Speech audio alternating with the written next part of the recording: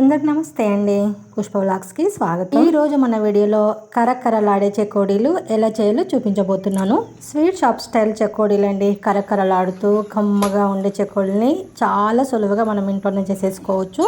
కొన్ని tips follow అవుతే మరి ఆ టిప్స్ ఏంటో కూడా మనం ఈ వీడియోలో చూసేద్దాం. ఓకే అండి, వీడియోకి వెళ్ళిపోదాం.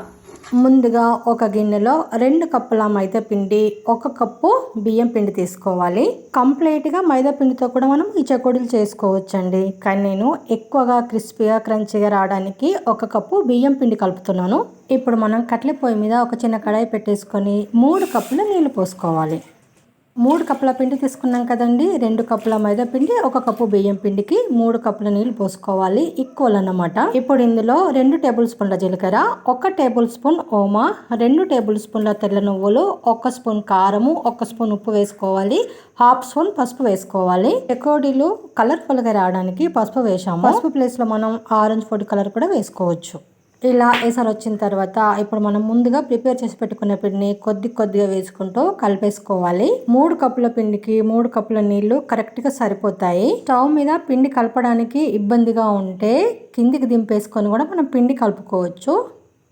ఇలా పిండి అంతా వేసేసుకొని ఎసరులో బాగా కలిసిపోయేలాగా కలిపేసుకోవాలి.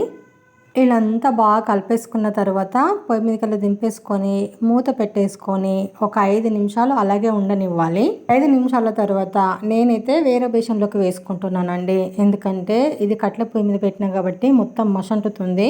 చూడండి పిండి ఎంత బాగా కలిసిపోయింది కదా. సర్లా ఈ మాత్రం కలిసిపోతే సరిపోతుందండి. ఇప్పుడు ఇందులో ఒక 2-3 టేబుల్ స్పూన్ల నెయ్యి వేసుకోవాలి, లేదంటే ఆయిల్ కూడా వేసుకోవచ్చు. ఇప్పుడు పిండి వేడిగా ఉన్నప్పుడే మనం పిండి ముద్ద చేసుకోవాలి.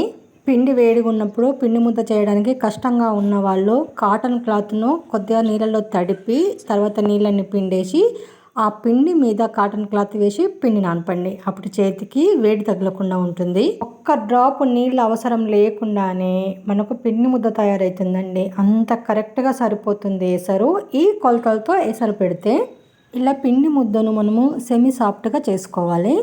ఇప్పుడు కొద్దిగా పిండిని తీసుకొని ఇలా చెక్క మీద మనము తాలికల్లాగా తాల్చుకోవాలండి. మరీ సన్నగా ఉండకుండా మరీ లావుగా ఉండకుండా తాల్చుకోవాలి. ఇలా మనకు కావాల్సిన సైజులో కట్ చేసుకొని మనం ఇలా రెడీగా పెట్టేసుకోవాలి. చూడండి ఈ మాత్రం ఉంటే సరిపోతుందండి సైజు. ఇప్పుడు ఆ 2 కొనల్ని తీసుకొచ్చి జాయింట్ చేసేస్తే మనకు చెకోడీ షేప్ వచ్చేస్తుంది. చాలా ఈజీగా చేసేసుకోవచ్చు. ఇలా అన్నీ ప్రిపేర్ చేసుకోవాలి. ఇంకా చెకోడీలు ఎలా చేయొచ్చో ఒక 2 విధానాలు మీకు చూపిస్తాను. ఇలా ఒకేసారి తాలికలను తాల్చుకొని ఒకేసారి మనం ఇలా చెకోడీలు చేసేసుకుంటే ఈజీగా అయిపోతాయండి, తొందరగా అయిపోతాయి. ఓకేండి, ఇంకొక విధానం చూద్దాం. ఇలా మురుకుల పావు ఉంటుంది కదా, 1 హోల్ది ఉన్నా సరే 3 హోల్స్ ఉన్నా సరే మనకు నచ్చిన షేపు స్టార్ అయినా సరే రౌండ్ అయినా సరే అందులో పిండి పెట్టేసుకొని మనం ఇలా స్ట్రైట్గా ఒత్తుకోవాలి. నేను స్టార్ షేప్ వేసాను, 3 హోల్స్ ఉన్నది వేసాను కాబట్టి 3 వస్తాయి కదా మనకు వేసినప్పుడల్లా ఈజీ అవుతుందని ఇలా అన్నీ ప్రిపేర్ చేసుకోవాలి. ఇప్పుడు ఒక్కొక్కటి తీసుకొని మన ఫింగర్కు చుట్టుకొని అక్కడ కొద్దిగా కట్ చేసి ప్రెస్ చేసేస్తే చెకోడీ రెడీ. ఇది ఇంకా ఈజీగా అవుతుందండి ప్రాసెస్.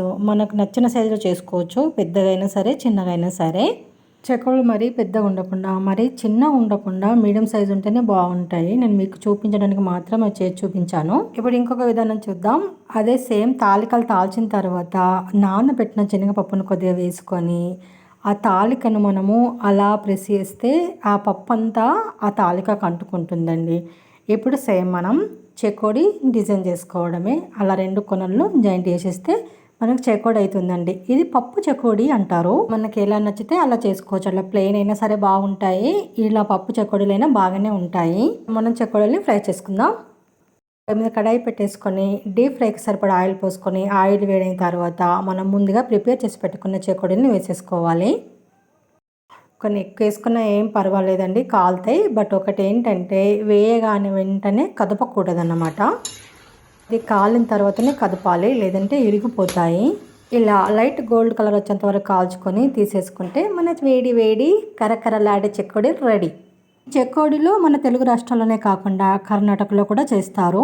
మా పల్లెటూళ్ళలో అయితే పండుగల టైంలో చేస్తారండి, సంక్రాంతికి, దసరాకు అలా. ఈవినింగ్ స్నాక్స్ లా కూడా వీటిని చేసుకొని తినొచ్చండి. మంచి టైం పాస్ స్నాక్ అండి ఇది. మనము ఎక్కువ చేసుకుని వీటిని స్టోర్ చేసుకుంటే ఒక 1 మంత్ వరకు నిల్వ ఉంటాయి. మనం సకినాలు, అప్పాలు చేసుకుంటాం కదా, చెక్కలు, పప్పు చెక్కలు అలా ఇవి కూడా నిల్వ ఉంటాయండి కదండి. చెకోడీలు ఎంత ఈజీగా చేసేసుకోవచ్చో ఈ టిప్స్తో కనుక చెకోడీలు చేస్తే కరకరలాడమే కాకుండా మంచి రుచి కూడా ఉంటాయి.